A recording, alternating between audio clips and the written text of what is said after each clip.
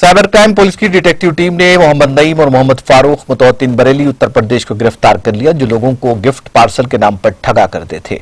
अपने बाज नाइजीरियाई दोस्तों की मदद से वो ये काम अंजाम दे रहे थे। पुलिस ने एक शिकायत पर जाल बिछाकर इन दोनों को गिरफ्तार कर लिया।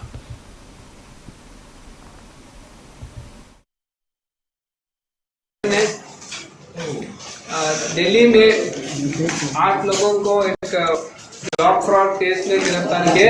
8 में 5 खातिन है और 3 मर्द है। इसमें एक हैदराबाद की एक लड़की जो एयर होस्टेस की ट्रेनिंग कंप्लीट की और एक वेबसाइट में अपना पूरे प्रोफाइल और इंफॉर्मेशन उसने दाखिल किए और एक फोन आती है उनको अक्टूबर के महीने में कि उसको एयरलाइन टिकटिंग एजेंट की जॉब, टिकटिंग स्टाफ की जॉब उसको मिलेगी।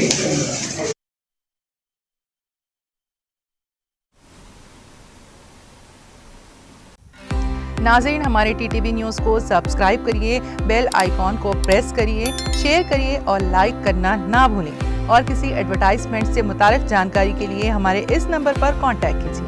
हमारा नंबर है 9550102020।